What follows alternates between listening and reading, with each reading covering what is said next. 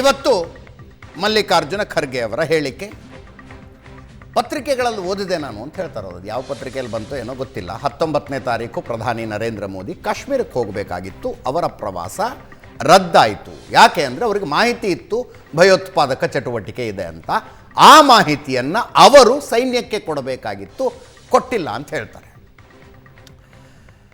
ಒಂದು ಮಾತನ್ನು ಆತ್ಮಸಾಕ್ಷಿಯಿಂದ ಒಪ್ಪಿಕೊಳ್ಳಬಹುದು, ಭಾರತದಲ್ಲಿ ಕೆಲವು ಅವಧಿಯಲ್ಲಿ ಹೆಚ್ಚು ಭಯೋತ್ಪಾದನೆ, ಕೆಲವು ಅವಧಿಯಲ್ಲಿ ಕಡಿಮೆ ಭಯೋತ್ಪಾದನೆ, ಕೆಲವು ಸರ್ಕಾರದ ಅವಧಿಯಲ್ಲಿ ಹೆಚ್ಚು ರಕ್ತಪಾತ, ಕೆಲವು ಸರ್ಕಾರದ ಅವಧಿಯಲ್ಲಿ ಕಡಿಮೆ ರಕ್ತಪಾತಗಳಾಗಿರಬಹುದು.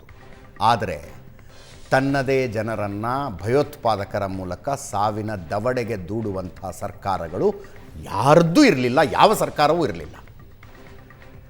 ಅಂಥ ಸರ್ಕಾರ ಭಾರತಕ್ಕೆ ಯಾವತ್ತೋ ಒಂದು ಕಾಲದಲ್ಲಿ ಇತ್ತು ಅನ್ನೋದನ್ನು ನಾನಂತೂ ಒಪ್ಕೊಳ್ಳೋದಕ್ಕೆ ತಯಾರಿಲ್ಲ. ನೆಗ್ಲಿಜೆನ್ಸ್ ಇರಬಹುದು, ಮೈಮರೆವಿರಬಹುದು, ಆದರೆ ತಮ್ಮ ದೇಶದ ಜನರನ್ನು ತಾವೇ ಭಯೋತ್ಪಾದಕರ ಕೈಯಲ್ಲಿ ಸಾಯೋದಕ್ಕೆ ಬಿಡುವಂಥ ಸರ್ಕಾರಗಳು ಯಾವತ್ತೂ ಇರಲಿಲ್ಲ, ಯಾವ ಪಕ್ಷದ್ದೂ ಇರಲಿಲ್ಲ. ಚಂದ್ರಶೇಖರ್, ಇಲ್ಲಿ ಎರಡು ವಿಚಾರ. ಒಂದು, ಮೋದಿಯವರ ದೇಶಭಕ್ತಿ ಮತ್ತು ಅವರ ತಾಕತ್ತು. ಮತ್ತೊಂದು, ಮಾತಾಡ್ತಿರ್ತಕ್ಕಂಥ ವ್ಯಕ್ತಿ ಯಾರು, ಅವರ ಪಕ್ಷದ ಹಿನ್ನೆಲೆ ಏನು ಅಂಥದ್ದು. ಮೊದಲನೇದು ಮೋದಿಯವರ ದೇಶ ಪ್ರೇಮ ಅಥವಾ ತಾಕತ್ತು ಹೇಗಿದೆ ಅಂತ ಹೇಳಿದ್ರೆ ನೋಡಿ, ಪುಲ್ವಾಮಾ ದಾಳಿ ಆದಮೇಲೆ ಬಾಲಾಕೋಟದಾಗ ಅಭಿನಂದನ್ ಅವರ ಫ್ಲೈಟ್ ಒಳಗಡೆ ಬಿತ್ತು, ಸಿಗಾಕೊಂಡ್ರು ಅಭಿನಂದನ್ ಅವರು. ಆ ಸಂದರ್ಭದಲ್ಲಿ ಮೋದಿಯವರು ಒಂದು ಗಡುವು ಕೊಟ್ಟರು, 48 ಗಂಟೆ ಒಳಗಡೆಗೆ ಅಭಿನಂದನ್ ಆಚೆ ಕಡೆಗೆ ಬರಲಿಲ್ಲ ಅಂತೇಳಿ ಫುಲ್ ಸ್ಟಾಪ್ ಇಟ್ಟಿದ್ರು. ಅದಕ್ಕೆ ಅವರ MP ಹೇಳಿದ್ದು, ಒಂದು ವರ್ಷದ ಮೇಲೆ ಅವರ MP ಸರ್ದಾರ್ ಅಯಾಜ್ ಸಾದಿಕ್ ಅಂತಕ್ಕಂಥವ್ರು PLML ಲೀಡರ್ ಸ್ಪೀಕರ್ ಆಗಿದ್ದರು. ಅವರು ಹೇಳಿದ್ದು, ಅವತ್ತು ಏನಾಗಿತ್ತು ಅಂತ ಹೇಳಿದ್ರೆ, ಅವತ್ತೇನು ಪಾಕ್ ಆರ್ಮಿ ಜನರಲ್ ಇದ್ರಲ್ಲ ಕಮರ್ ಬಜ್ವಾ, ಅವರು ಫಾರಿನ್ ಮಿನಿಸ್ಟರ್ನ ಮೀಟ್ ಮಾಡಿದಾಗ, ಮಹಮ್ಮದ್ ಖುರೇಶಿನ ಮೀಟ್ ಮಾಡಿದಾಗ ಅವ್ರ ಕೈ ಕಾಲುಗಳು ನಡುಗ್ತಾ ಇತ್ತು, ಬೆವರು ಹೋಗ್ಬಿಟ್ಟಿದ್ರಂತೆ. ಇವತ್ತೇನಾದರೂ ಸಂಜೆ ಒಳಗಡೆಗೆ ನಾವು ಅಭಿನಂದನ್ ಬಿಡಲೇ ಇಲ್ಲ ಅಂದರೆ 9 ಗಂಟೆಗೆ ಇಂಡಿಯಾ ಅಟ್ಯಾಕ್ ಮಾಡುತ್ತೆ ಅಂತೇಳಿ ದಡ ಓಡಾಗಿ ಅಭಿನಂದನ್ ಅವರನ್ನು ರಿಲೀಸ್ ಮಾಡಿದ್ರು.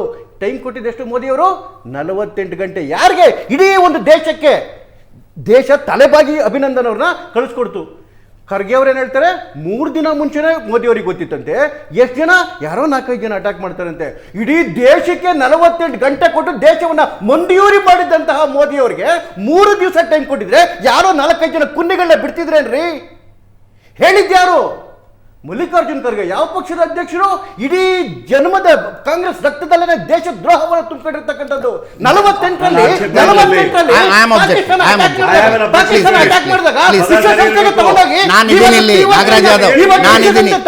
ನೀವು ಮಾತನಾಡುವಾಗ ಸುಮ್ಮನೆ ಕುತ್ಕೊಂಡು ಕೇಳಿಸ್ಕೊಂಡಿದ್ದಾರೆ, ಸುಮ್ಮನೆ ಕುತ್ಕೊಂಡು ಕೇಳಿಸ್ಕೊಂಡಿದ್ದಾರೆ.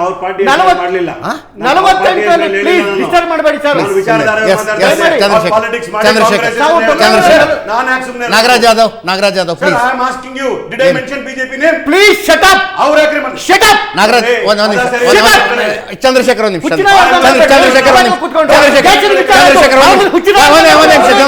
ಪ್ಲೀಸ್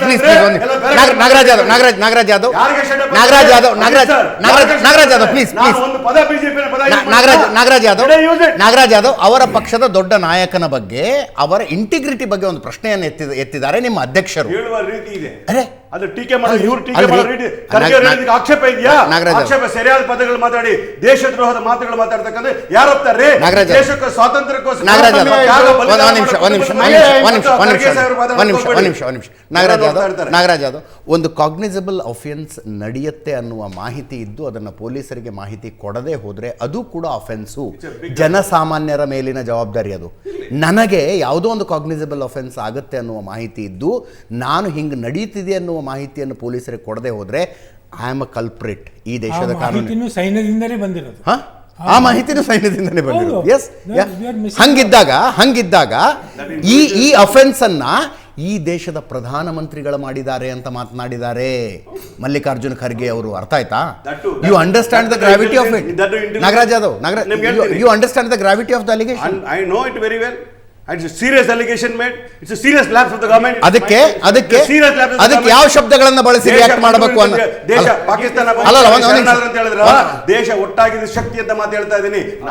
ನಾವು ಸರ್ಕಾರ ನಾಗರಾಜ್ ಯಾದವ್ ಪ್ಲೀಸ್ ಕಾಂಗ್ರೆಸ್ ಬಗ್ಗೆ ಚಂದ್ರಶೇಖರ್ 1948ರಲ್ಲಿ ಪಾಕಿಸ್ತಾನ ಇನ್ವೇಷನ್ ಆದಾಗ ಭಾರತೀಯ ಸೈನ್ಯವನ್ನು ಹಟ್ಟಿಸ್ಕೊಂಡು ಹೊಡಿತು ಒಳಗಡೆಗೆ. ಅಂತ ಸಂದರ್ಭದಲ್ಲಿ ವಿಶ್ವಸಂಸ್ಥೆಗೆ ಹೋಗಿ ಭಾರತದ ನೆಲ POK ಕಳ್ಕೊಂಡಿದ್ದು ಯಾರ ಕಾರಣಕ್ಕೋಸ್ಕರ? ಇದೇ ಕಾಂಗ್ರೆಸ್ ಅಧಿನಾಯಕ ಎವರು ಕಾರಣಕ್ಕೋಸ್ಕರ.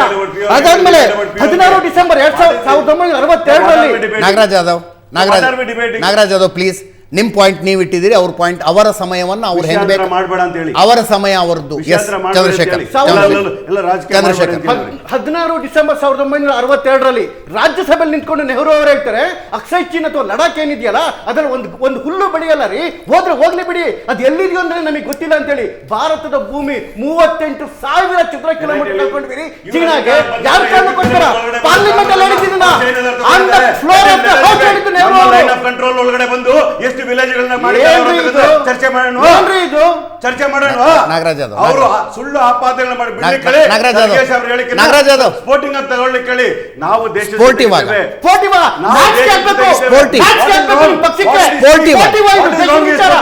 Spoken very correctly to the government which is supposed to be told. Because ನಾನು ನಿಮ್ಗೆ ಉತ್ತರ ಕೊಡ್ಲಿಕ್ಕೆ ಹೇಳಿದ್ರೆ ಅವ್ರಿಗೆ ಪಾರ್ಟಿ ಮೀಟಿಂಗ್ ಯಾಕ್ರಿ ಬಂದಿಲ್ಲ ಅವರು? ನಾಗರಾಜ್ ಯಾದವ್ ಅವರಿಂದ ಉತ್ತರ. ಎಲೆಕ್ಷನ್ ಕ್ಯಾಂಪೇನ್ ಚಂದ್ರಶೇಖರ್ ಸಮಯ. ನಾಗರಾಜ್ ಯಾದವ್ ಪ್ಲೀಸ್. ಅಜಯ್ ರಾಯ್ ಯುಪಿ ಕಾಂಗ್ರೆಸ್ ಅಧ್ಯಕ್ಷರು ಏನ್ ಮಾಡ್ತಾರೆ, ಮಾಕರಿ ಮಾಡಿ ರಫೇಲ್ಗೆ ಮೆಣಸಿನಕಾಯಿ ನಿಂಬೆಹಣ್ಣು ಕಟ್ಬಿಟ್ಟು ಬೊಂಬೆ ಅಂತ ತೋರಿಸ್ತಾರೆ. ಅಜಯ್ ರಾಯ್ ನಿನ್ನೆ ಅಲ್ಲ ಮೊನ್ನೆ ಇವರ ಮಣಿಶಂಕರಯ್ಯರು ಏನ್ ಹೇಳ್ತಾರೆ, ಇದೇ ಒಂದು ವರ್ಷದ ಕೆಳಗಡೆಗೆ ಏನಂತ ಹೇಳಿದ್ರು, ಪಾಕಿಸ್ತಾನವನ್ನ ಗೌರವ ಕೊಡಬೇಕು ಭಾರತ ಸರ್ಕಾರ, ಯಾಕೆ ಅವ್ರ ಕೆಲ ಅಟಮ್ ಬಾಂಬ್ ಇದೆ ಅಂತ ಹೇಳಿ. ಇನ್ನೊಬ್ಬ ಹೇಳ್ತಾನೆ, ಇವರ ಕಾಂಗ್ರೆಸ್ ನಾಯಕ, ಮುಂಬೈ ದಾಳಿ ಮಾಡಿದ್ದು ಪಾಕಿಸ್ತಾನ ಅಲ್ವಂತೆ, ಪಾಕಿಸ್ತಾನಕ್ಕೆ ಗೌರವ ಕೊಡಬೇಕಂತ. ಇಂತಹ ಪಾಕಿಸ್ತಾನ ನಾವು ಖರ್ಗೆ ಸಾಹೇಬ್ರ ಸ್ಟೇಟ್ಮೆಂಟ್ ಮಾಡ್ತಾ ಇದೀವಿ. ಹೌದು ಆಲ್ ಪಾರ್ಟಿ ಮೀಟಿಂಗ್ ಬಗ್ಗೆ ಮಾಡ್ತಾ ಇರ್ಲಿಲ್ಲ ನಾವು. ಆಲ್ ಪಾರ್ಟಿ ಮೀಟಿಂಗ್ ಬಗ್ಗೆ ತಾವು ಮಾತಾಡಿದಿರಿ. ಆಲ್ ಪಾರ್ಟಿ ಮೀಟಿಂಗ್ ಬಗ್ಗೆ ಮಾತಾಡ್ತೀವಿ. ಆಲ್ ಪಾರ್ಟಿ ಮೀಟಿಂಗ್ ಮೀಟಿಂಗ್ ಅಲ್ಲಿ ವ್ಯಾಖ್ಯಾನ ಮಾಡಿದ್ದಾರೆ. ಒಂದು ಡಿಬೇಟಿನ ಡೆಕೋರಮ್ ಅಂತ ಇರುತ್ತೆ, ಒಂದು ಡಿಬೇಟಿನ ಡೆಕೋರಮ್ ಅಂತ ಇರುತ್ತೆ. ಒಂದ್ ನಿಮಿಷ ನಾಗರಾಜ್ ಯಾದವ್, ನಾನೊಂದು ಪುಗ್ಸಟ್ಟೆ ಸಲಹೆ ಕೊಡ್ತೀನಿ. ನಿಮ್ಮ ಮೊಬೈಲ್ ಆನ್ ಮಾಡ್ಕೊಂಡು ಯೂಟ್ಯೂಬ್ ಅಲ್ಲಿ ಲೈವ್ ಬರ್ತಾ ಇರುತ್ತೆ, ಕೆಳಗಡೆ ಕಮೆಂಟ್ಸ್ ಇರ್ತವೆ. ನಾನು ಈಲ್ಡ್ ಆಗಲ್ಲ. ನನ್ನ ಫಾಲೋವರ್ಸ್ ಏನ್ ಹೇಳ್ತಾರೆ ಗೊತ್ತಾ? ಅಜಿತ್ ಡಿಬೇಟ್ ಯಾಕೆ ಹೋಗ್ತೀರಿ ನೀವು? ಬಿಜೆಪಿ ನಾಗರಾಜ್ ಯಾದವ್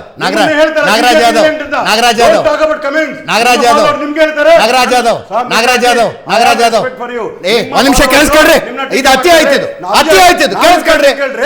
ದೇಶ ಅಂತ ಬಂದ್ರೆ ನೋ ಕಾಂಪ್ರಮೈಸ್, ಅಲ್ಲಿ ನಿಂತ್ಕೊಂಡು ಇದನ್ನ ದೇಶ ಸಹಿಸ್ಕೋಬೇಕಾಯ್ತನ? ಉತ್ತರ ಪ್ರದೇಶ ಕಾಂಗ್ರೆಸ್ಸಿನ ಅಧ್ಯಕ್ಷ ಮಾಡಿದ್ದನ್ನು ದೇಶ ಸಹಿಸ್ಕೋಬೇಕಾ? ನಿಮ್ಮ ಒಂದು ರಾಜ್ಯದ ಅಧ್ಯಕ್ಷ ಮಾಡಿದ್ದನ್ನ ದೇಶ ನೋಡ್ಕೊಂಡು ಸಹಿಸ್ಕೋಬೇಕಾ? ನಮ್ಮ ರಕ್ತ ಕುದಿಬಾರ್ದು, ಅದಕ್ಕೆ ರಕ್ತ ಕುದಿಬಾರ್ದ. ನಿಮ್ಮ ಪಕ್ಷದವರು ನಿಮ್ಮ ಪಕ್ಷದವರು ಹೌದಲ್ವಾ? ಉತ್ತರ ಪ್ರದೇಶ ಕೇಳ್ರಿ ಪಕ್ಷದಿಂದ. ಅದು ಹೇಳೋದು ಹೇಳ್ತೀವಿ ನಾವು. ಒಬ್ರು ಕಣ್ಣ ಮಾಡಿಲ್ಲ ಇಲ್ಲಿವರೆಗೂ. ಖರ್ಗೆ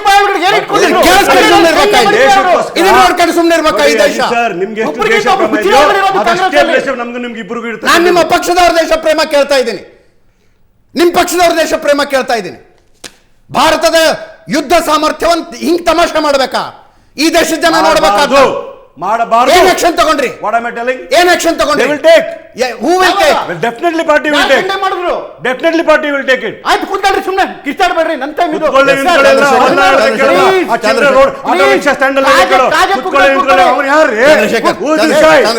ಚಂದ್ರಶೇಖರ್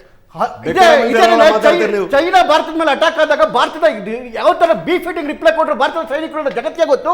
ಇವರ ರಾಹುಲ್ ಗಾಂಧಿ ಹೇಳ್ತಾರೆ 16 ಡಿಸೆಂಬರ್ 2022 ಚೈನೀಸ್ ಟ್ರೂಪರ್ ಥ್ರಾಶಿಂಗ್ ಇಂಡಿಯನ್ ಆರ್ಮಿ ಅಂತೆ, ಬಡಿತಾ ಇದ್ರಂತೆ ಇಂಡಿಯನ್ ಆರ್ಮಿನ. ಇದು ರಾಹುಲ್ ಗಾಂಧಿ ಬಾಯಲ್ಲಿ ಬರೋದು. ಯಾಕೆ ಹೇಳಿದೆ ಹೇಳಿ? ಅಲ್ಲಿ ಕಾಂಗ್ರೆಸ್ ಹರಿತಿರುವ ದೇಶದ್ರೋಹದ ರಕ್ತ ಅಂತೇಳಿ ಒಂದೊಂದು ಇನ್ಸಿಡೆಂಟ್ಗಳು ಸತ್ತಿದ್ದಾರೆ ಅಂತೇಳಿ ನಮಗೂ ಹೊಟ್ಟೆ ಉರಿತದೆ ಸರ್. ಇವರ ವೈಫಲ್ಯದಿಂದ, ಇವರ ರಾಜಕೀಯ ನಾಗರಾಜ್ ಯಾದವ್ ಯಾಕೆ ಚೆನ್ನಾಗಿ ಹಣ್ಣಾಗಿರುವ ಬಾಳೆಹಣ್ಣಿನ ಸಿಪ್ಪೆ ಸುಲ್ದಂಗೆ ಸುಲ್ದು ಬಿಡಬಲ್ಲೆ ನಾನು. ಹೇಳಿ ಸರ್, ನಿಮ್ಗೆ ಗೊತ್ತಿರೋದು ಹೇಳಿ. ಇತಿಹಾಸ, ಈ ದೇಶದ ಮಿಲಿಟರಿ ಇತಿಹಾಸವನ್ನ ಹೇಳ್ತಾ ಚೆನ್ನಾಗಿ ಹಣ್ಣಾಗಿರುವ ಬಾಳೆಹಣ್ಣಿನ ಸಿಪ್ಪೆ ಸುಲಿತಾರಲ್ಲ, ಹಂಗೆ ಸಿಪ್ಪೆ ಸುಲ್ದಂಗೆ ಸುಲ್ದು ಬಿಡಬಲ್ಲೆ ನಾನು. Please don't argue. ಎಸ್ ಮಾತಾಡ್ಲಿಕ್ಕೆ.